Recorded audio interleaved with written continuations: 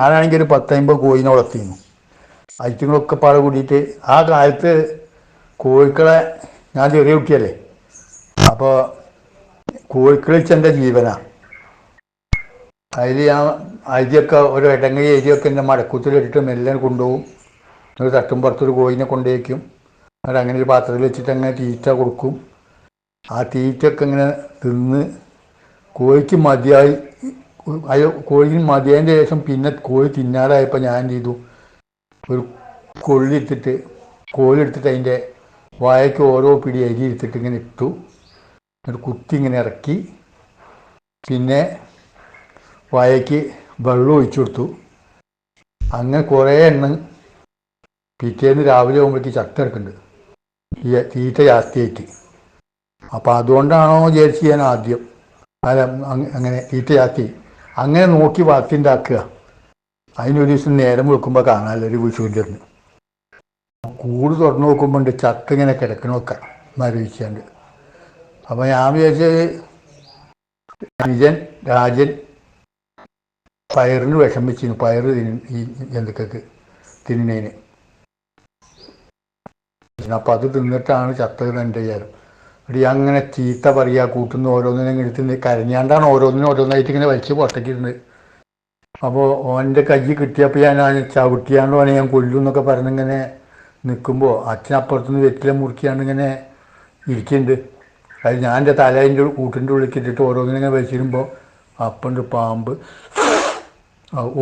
ഒരൊറ്റ ഊത്ത ഒന്ന്. അതിൽ ഞാൻ രണ്ടാമത് അതിനോട് വലിച്ചിട്ടു. അപ്പോൾ എൻ്റെ വിചാരം അച്ഛൻ വെറ്റില മുറുക്കി തുപ്പുകയെന്നാണ്. അതിൽ രണ്ടാമത് മറ്റേനും വലിച്ചിട്ട് കൂടുതൽ വർത്താനം പറഞ്ഞിട്ടാണ് എൻ്റെ ആ കോഴിനെ ഒറ്റയൊന്നുമില്ലാതെ ഇപ്പോൾ എത്ര എണ്ണത്തിനേ ഞാൻ വലിച്ചതിൻ്റെ പൈസ എത്രയാണ് പോകുന്നു.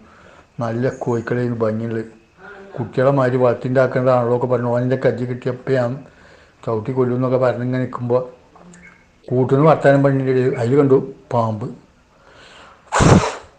അപ്പം ഞാൻ വിചാരിച്ചു അപ്പോഴും അച്ഛൻ വെറ്റില മുറുക്കി തുപ്പുകയാണ് പുറത്തേക്ക്. അതേമാതിരി ഒരു ശബ്ദമാണ് വരുന്നത്. അതിൽ ഞാൻ എന്ത് ചെയ്തു, പിന്നെ ഓരോന്നായിട്ട് ഇങ്ങനെ വലിച്ചിട്ടു. അതിൻ്റെ മുള്ളം കൂട് മറ്റേ മണ്ണിൻ്റെ കൂടാണ്. അതിൻ്റെ ഉള്ളിലേക്ക് തലട്ടിട്ട് അങ്ങ് വരെ കടന്നിട്ട് അപ്പോൾ പാമ്പിനെ കണ്ടിട്ട് ഇങ്ങനെ ഒഴിഞ്ഞു പോവുകയാണ്. പാമ്പ് അതിൻ്റെ ഉള്ളിലുള്ള ഇരിക്കാറില്ലല്ലോ. അച്ഛൻ തുപ്പുകയെന്ന് എൻ്റെ വിചാരം വെറ്റില മുറിക്കാണ്ട്. ആ പടിയുമ്പോൾ അതിൻ്റെ അപ്പുറത്തിരിക്കുന്നുണ്ട്. അതിൽ തല കൈ മുട്ടിന് വലിച്ചാൽ പാമ്പുണ്ടല്ലോ, പാട്ടെങ്ങനെ പിരിച്ചിട്ട് നിന്നിട്ട് പേടിച്ച് പിന്നെ ഇങ്ങോട്ട് ഊരാൻ കിട്ടണില്ല. അതിൻ്റെ ഉള്ളിൽ നിന്ന് പുറത്തേക്ക് എടുത്ത് പായണമെങ്കിൽ ഊരാണ്ട് പാമ്പിൻ്റെ മുന്നിൽ ഇങ്ങനെ നിൽക്കുക, പടം വരുത്തിയിട്ട് അതിന് കൊത്താൻ വേണ്ടിയിട്ട് ഇങ്ങനെ തല ഇങ്ങനെ ആക്കുന്നുണ്ട്. പക്ഷെ ഒന്നും ചെയ്ത് ഭാഗ്യത്തിനൊന്നുമില്ല, കൗത്തിലേക്കാണ് ചാടിയത്, വലിച്ചും കിട്ടിയാൽ. പിന്നെ എങ്ങനെയോ ഞാൻ അതിൻ്റെ ഉള്ളിൽ നിന്ന്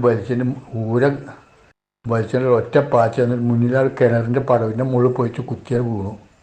അച്ഛൻ വന്ന് പരിശോധിച്ച് നോക്കി, കടിച്ചിട്ടൊന്നുമില്ല.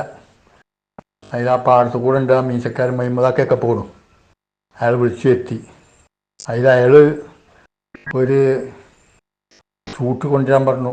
ചൂട്ട് കെട്ടിയിട്ട് അതിൽ കുറച്ച് മണ്ണെണ്ണൊക്കെ ഒഴിച്ചാണ്ട് കൂട്ടിൻ്റെ ഉള്ളിൽ കാട്ടിയപ്പോൾ പാമ്പ് ഇങ്ങനെ ഉണ്ട് ഇറങ്ങി വന്നു. ആദ്യം മൂർക്കൻ എന്താ അതിൻ്റെയൊക്കെ വലിപ്പം എന്ന് അറിയാം. അപ്പോൾ ഈ കോഴിക്കുട്ടികളൊക്കെ തിന്നിട്ടുണ്ടേ, അതുകൊണ്ട് തന്നെ കടിക്കാത്ത ഭാഗ്യത്തിന്. എന്നിട്ട് അതിനെ വച്ച് കൊന്നയാൾ. ബാക്കി ആ ചത്ത കോഴിനൊക്കെ നീർക്കോലി അച്ചുവാർ കൊണ്ടുപോയി തിന്നു. നീർക്കോലിന് തിന്നില്ല അച്ചുവാർ നീർക്കോലി നിന്ന് പാടത്തു നിന്ന് കള്ളു പിടിച്ച് വരുമ്പോൾ അയാളെ കടിച്ചു പറഞ്ഞു. എത്തങ്കടയിൽ നിന്ന് കടിച്ചതിൽ അയാൾ നീർക്കോലിനെ പിടിച്ച് കടിച്ച് അയാൾ കൊന്നു. അതിൽ ആ പാറയമ്മ ഇരുന്നിട്ട് കളിപ്പറമ്പിലെ വത്സരനോട് ഉപ്പും മുളകും കൊണ്ടുവരാൻ പറഞ്ഞപ്പോൾ അയാൾ അവിടെ നിനക്ക് നോക്കി കണ്ണു വെച്ചാൽ പേടിപ്പിച്ച് കൊണ്ടുവരാൻ പറഞ്ഞിട്ട് അയാളും കൊണ്ടുവരാൻ വേണ്ടി പോകുമ്പോഴേക്ക് ഇയാൾ കടിച്ച് മുറിച്ച് ഓരോ കഷ്ണമായിട്ട് അങ്ങനെ തിന്നു. ഓരോ കേങ്ങനെ ഒഴിക്കുക വയലിന്. പിന്നെ അയാൾക്ക് അയാളെ വീട്ടിലും കൂടിയും ചോറ് കൊടുക്കില്ല. പാത്രത്തിൽ ആ തോണിപ്പാറയ്ക്കലെ ഗോപാലനാട് പോയി കഞ്ഞി വെച്ചപ്പോൾ കുമ്പിളെത്തിക്കോളാൻ പറഞ്ഞു.